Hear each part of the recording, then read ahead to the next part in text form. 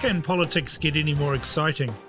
After two polls, one rogue, one not so bad, we're now into the election campaign proper.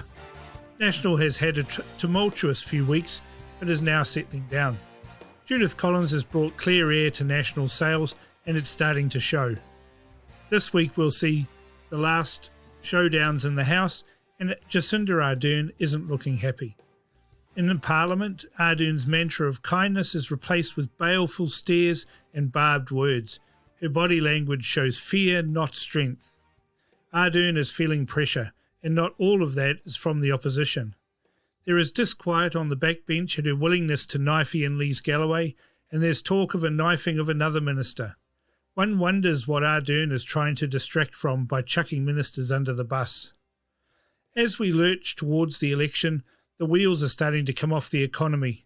Breaches in quarantine and strange infections of people leaving New Zealand all stand to undermine the sloganeering of the government. And what exactly are their election policies going to be at this election? So far it is the sound of silence. From today onwards we're going to see the biff and wallop of a true election campaign where for once the result is vitally important for our economy. Are we going to elect a government built on borrow and hope, or are we going to elect one who will right the ship? Labour used to mock John Key's borrowing in the wake of the GFC and the Christchurch earthquakes. Labour's debt monster is much greater than that. This election is more important than any in the past 20 years. Game on. This past week we have seen two public polls. On Monday we saw the News Hub poll delivered by an ecstatic Tova O'Brien, showing clearly she's a lock for the red team. No one except News Hub claimed this poll was in any way accurate. It showed Labour soaring to 60.9% with a massive 35-point lead over National. We know it was a rogue poll because not even Labour claimed the result was accurate. They didn't even email their lists on the bludge after the poll dropped. National's internal polls were leaked that showed a very different picture and a much closer race. On Thursday night, One News released their Colmar-Brunton poll that showed a result similar to National's own polling. I don't know about you guys, but I never bet against David Farrer's polling. News Hub spent the week doing shabby hit job after shabby hit job as they lock in behind the red team. Objective news it was not. What many people don't know is the News Hub poll used push polling questions.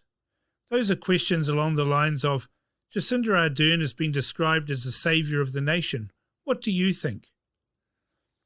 Following the One News poll, however, was an email from Labour putting out the begging bowl. That tells you that they view that poll far more seriously than News Hub's dodgy polling. News Hub have claimed that their poll is the most accurate, but if you buy that, then you have to buy the following scenario. Consider this.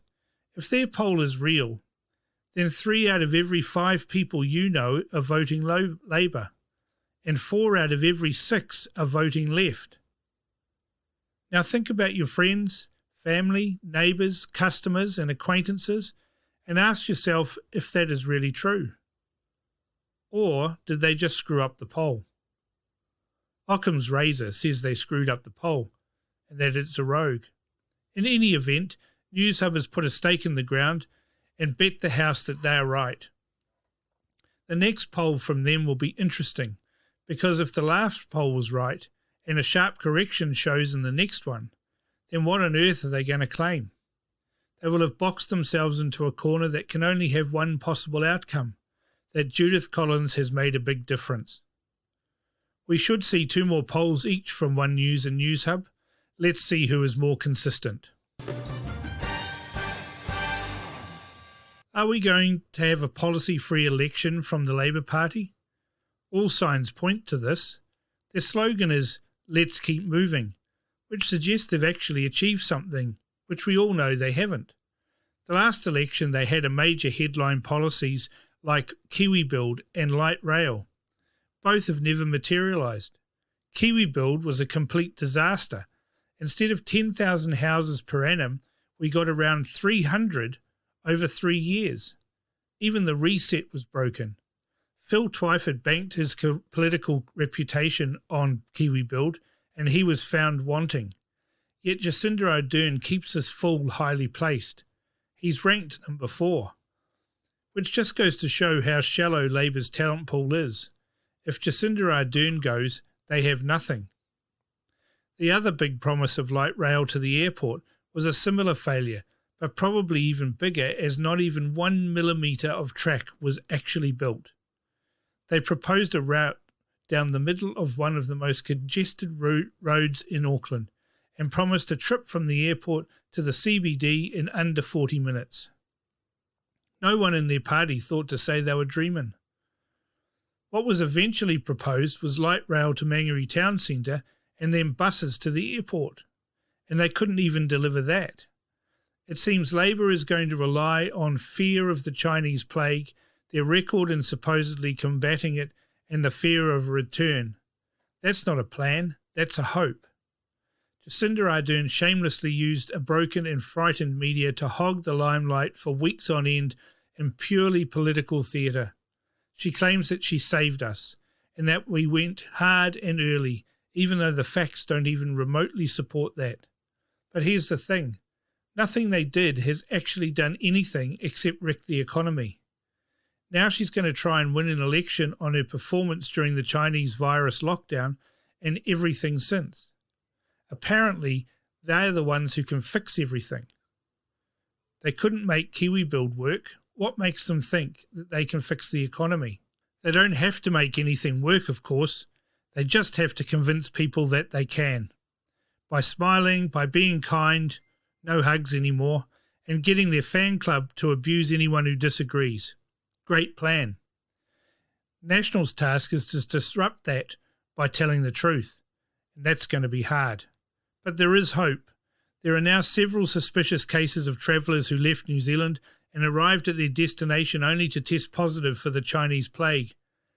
There are few options for them catching and developing symptoms, but the most likely is that, contrary to government claims that they conquered the virus, it is in fact in the wild in New Zealand and isn't anywhere near as virulent as we've been led to believe. That means their strategy failed. The testing regime is a failure, and if we get a flare-up, it means that the quarantine was a failure too. Anecdotal evidence already says it was a failure. I know of people who leave quarantine daily because, get this, they're vegan and so are allowed to stroll to the shops to feed themselves. It's that lax. So Labour looks like their election platform is going to be the sound of silence. The economy is going to sink Labour, eventually. The government brought in the wage subsidy, then extended it until September 1. That was ostensibly not to save jobs, even though their messaging told us that it was. It was to postpone the economic collapse. But unless they extend it again, that collapse is coming. And again, there is only anecdotal evidence. For instance, I know that repo agents are busy hooking high-end cars at a rate that should be alarming. Anyone in the motor vehicle industry will tell you that finance is hard to arrange for customers, that new car sales have tanked, and staff redundancies are mounting. Traffic flows in Auckland suggest the same. You can now drive, most days, across the city in under 40 minutes instead of the usual hour-long trips. Normal choke points flow at 100 km per hour rather than the usual 30 km per hour. Driving around the suburbs shows countless empty shops, and there are far more for lease signs up than Labour's election hoardings. And this week, people on salary are going to start getting their redundancy notices that will see them out of jobs immediately after the wage subsidy ends. The week after, we'll see those on fortnightly wage cycles get the same treatment, and the week after that, the weekly wage earners. The unemployment rate is going to surge. But Labour is hoping that it won't get noticed until after the election. But here's the thing. All those soft votes for Jacinda Ardern from frightened urban women are predicated on them being able to still be able to meet with others like them at cafes, attend their Pilates or hot yoga classes, pay for the leases on their household cars, the jet skis, boats and beach houses, and continue to fund their $1 million mortgage. When they or their husbands are no longer working, then they'll find out that all those toys will eat them up. They think they've been saved because right now they're insulated from the carnage about to befall the economy. And when that carnage touches them, then they will get angry. And that is when it will turn badly against Labour. That's when people will realise that if they couldn't build houses for KiwiBuild, they sure as hell can't manage an economy heading south at 100 miles an hour. It will be at that point that people realise that Jacinda Ardern, being described as the light bringer, is in fact not a positive, and she is actually the devil in disguise, with no solutions and actually a one-trick pony.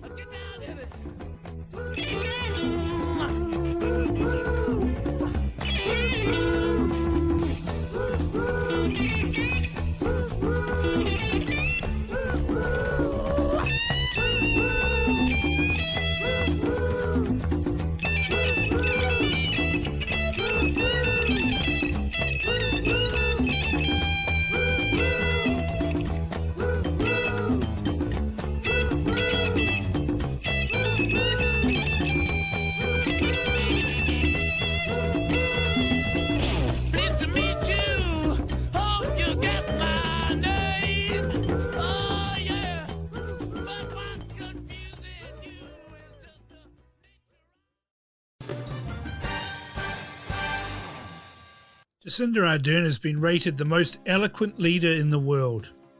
I can hear you now. Surely you jest. Sadly, I do not. It's true that a woman who says bin instead of been, something instead of something, Italy instead of Italy, jeopardize instead of jeopardize, mispronounces any word with a T in it like it is a D, like ability instead of ability, and is one of the laziest speakers I've ever heard, has been awarded the most eloquent leader in the world.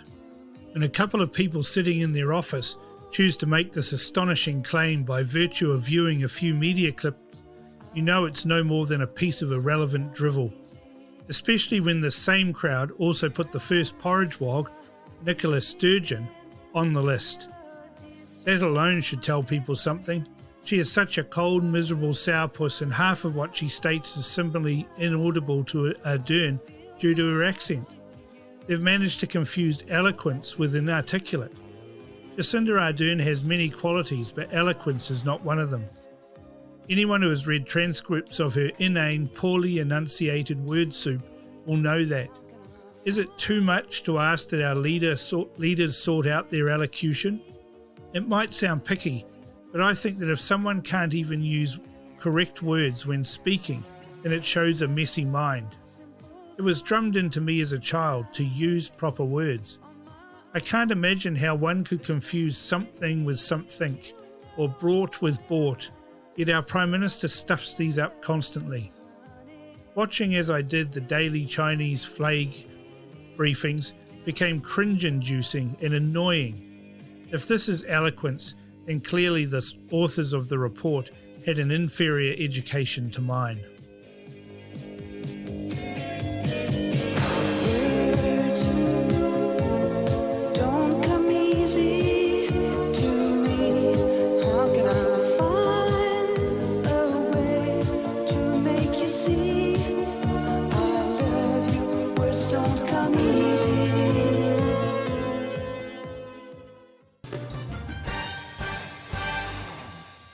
The election race has finally gotten interesting. The polls are showing that it'll be hard for National, but if anyone can give it a good crack, it will be Judith Collins. They certainly have a better chance now with her leading. On that, her net approval ratings are really good. In the One News Colmar Brunton poll, her net approval ratings were plus 27. Previously, Todd Muller had a net positive of plus 10. And Simon Bridges previously had a dreadful minus 40 net approval. National's pollster Curia also does net approval scores. National's caucus never knew what those net approval ratings were for Bridges. He never shared them with the caucus because they were so bad. Perhaps if they had been shared, he may not have lasted as long as he did. And it was those scores that Jamie Lee Ross kept highlighting that turned Bridges off him. He was rinsed because he kept telling the truth about how bad Bridges was as a leader. The caucus needs wonder no longer. They now know the truth. And caucus is also finding out that Judith is the leader was not what they imagined she would be. What they imagined was based on whispers and smears from weak, hollow men afraid of her skills, intellect and strength. Now they are seeing a leader who isn't vindictive, is compassionate and backs her team. They know she'll fight her corner and won't quiver in fear in expressing her opinion. No longer are we left wondering what a politician means. Judith says what she means, and more importantly, she means what she says. I really implore you to read her book. It gives you the backstory behind the media and political narratives. And we have 3 signed copies available for members to win this month. And this month is our first birthday here at the BFD. We celebrate this achievement together with you all. Without our members, we couldn't speak truth to power and deliver strong conservative voices in a sea of woke wetness. Thank you all. I'm Cam Slater, and this was Insight Politics.